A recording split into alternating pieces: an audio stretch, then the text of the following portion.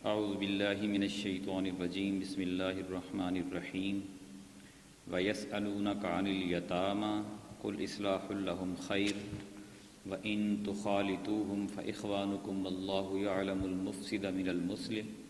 وَلَوْ شَاءَ اللَّهُ لَأَعْنَتَكُمْ إِنَّ اللَّهَ عَزِيزٌ حَكِيمٌ وَلَا تَنكِحُوا الْمُشْرِكَاتِ حَتَّى يُؤْمِنَّ وَلَأَمَةٌ مُؤْمِنَةٌ خَيْرٌ مِّن مُّشْرِكَةٍ وَلَوْ أَعْجَبَتْكُمْ ولا تنكحوا المشركين حتى يؤمنوا ولعبد مؤمن خير من مشرك ولو أعجبكم أولئك يدعون إلى النار والله يدعو إلى الجنة والمغفرة بإذنه ويبين آياته للناس لعلهم يتذكرون صدق اللہ العظیم۔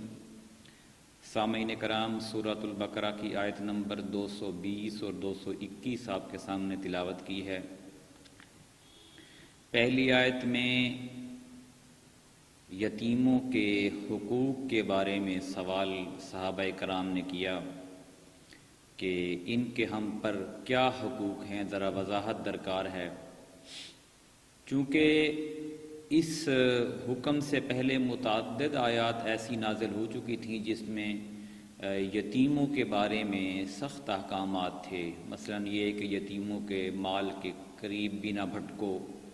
اور جو یتیموں کا مال کھائے گا ظلم سے وہ اپنے پیٹ کو آگ سے بھرے گا۔ تو صحابہ کرام اس میں تھوڑے پریشان ہو گئے کہ اتنی سخت آیات نازل ہوئی ہیں، تو ہم کس طریقے سے یتیموں کے مال کو، اگر ہم سہارا بنے ہوئے ہیں تو کیا مکس کر کے کھا سکتے ہیں یا اس کا ٹوٹلی علیحدہ کر دیں، ہر چیز ہی اس کی علیحدہ کر لیں؟ تو اس میں ظاہر مشکلات ہوتی تھیں کہ اگر ایک آٹا گنا جاتا ہے اور روٹی پکتی ہے تو کیسے پتہ چلے گا کتنا ان کا ڈالیں اور کتنا ہمارا ڈالیں؟ تو یہ کافی ایک مثال ہے کہ کافی مشکلات اس طریقے سے اگر باریکیوں میں سوچنے لگ جائیں تو پیدا ہو جاتی ہیں۔ تو اللہ نے فرمایا مشکلات میں اپنے آپ کو نہ ڈالو، اللہ دلوں کے حال تک جانتا ہے، بس تم خیر خواہی کے کام کرو اور ان کو اپنے ساتھ شامل حال رکھو اور ان کی خدمت کرتے رہو جب تک وہ بلوغت کو نہ پہنچ جائیں۔ فرمایا یہ لوگ آپ سے یتیموں کے متعلق دریافت کرتے ہیں، آپ فرما دیجئے کہ ان کی خیر خواہی کرنا ہی سب سے بہتر ہے، اور اگر تم انہیں خرچ میں شریک کر لو تو وہ تمہارے بھائی ہیں،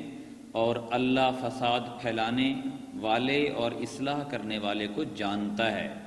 اور اگر اللہ چاہتا تو تم پر مشقت ڈال دیتا، بے شک اللہ غالب و حکمت والا ہے۔ یعنی آپ کی نیت صاف ہونی چاہیے، آپ کا مقصد اس کے مال کا بچاؤ ہونا چاہیے، آپ کا مقصد اس کی خیر خواہی ہونی چاہیے۔ یہ نہ ہو کہ بظاہر تو آپ بڑے نیک بنیں لیکن آپ اندر سے یتیم کا مال کھا جائیں سارا، تو اللہ تعالیٰ کی پکڑ سے پھر آپ کو کوئی بچانے والا نہیں ہوگا۔ لیکن اگر آپ مصلح ہیں، اصلاح کرنے والے ہیں اور ایک نیک نیتی کے ساتھ آپ مال مکس کر کے کھا رہے ہیں تو معروف طریقے سے، تو اللہ تعالیٰ آپ کی بھی اور اس دونوں کی جو ہے وہ مغفرت کرنے والا ہے۔ دوسرا حکم جو ان آیات میں وہ یہ نکاح کے بارے میں ہے کہ مشرکین سے نکاح آپ کا نہیں ہو سکتا۔ جو لوگ شرک کرتے ہیں، اللہ کے ساتھ کسی اور کو شریک ٹھہراتے ہیں، کوئی عورت ایسے مرد سے نکاح نہیں کر سکتی۔ فرمایا اس کے لیے اگر غریب آدمی آپ کو مل جائے، کس عورت کو کہا، لیکن وہ اس کا ایمان ہو تو وہ اس آدمی سے بہتر ہے جس کے پاس دولت ہو لیکن وہ شرک کرتا ہو۔ اس طرح مرد مومن سے بھی یہ کہا کہ اگر آپ کو غریب عورت مل جائے، باندی مل جائے، تو اگر وہ ایمان والی ہو تو وہ اس عورت سے بہتر ہے جو بڑے خاندان اور بڑے حسب نسب کی ہو لیکن وہ شرک کے اوپر قائم ہو۔ ظاہر ہے شادی کا جو رشتہ ہوتا ہے یہ صرف ایک شہوانی تعلق نہیں ہوتا جانوروں کی طرح، بلکہ اس سے ایک تمدنی تعلق، اخلاقی تعلق، سماجی معاشرتی نظام پیدا ہوتا ہے، اور اس نظام میں ہر شخص دوسرے کے اوپر اثر انداز ہو رہا ہوتا ہے۔ اگر آپ کی بیوی مشرک ہوگی تو ظاہر ہے اس کا اثر آپ کے اوپر بھی ہوگا، آپ کے والدین کے اوپر بھی ہوگا، اور کل کو آپ کے بچوں کے اوپر بھی ہوگا، کیونکہ آپ کے بچوں کی جو پہلی درسگاہ ہے وہ آپ کی بیوی ہوتی ہے۔ اور اگر آپ کا خامند، عورتوں کے لیے اگر آپ کا خامند مشرک ہے تو اس کا اثر آپ کے گھر والوں پر بھی ہوگا اور آپ کے بچوں پر بھی ہوگا۔ تو یہ تمدنی ایسا رشتہ ہے کہ اس میں انسان ایک دوسرے سے متاثر ہوئے بغیر نہیں رہ سکتا۔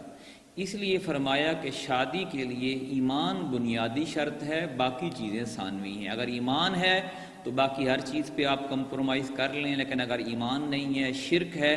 تو پھر کسی بھی چیز پہ کوئی کمپرومائز نہیں ہے۔ آپ فرمایا اور مشرک عورتوں سے نکاح مت کرو یہاں تک کہ وہ ایمان لے آئیں،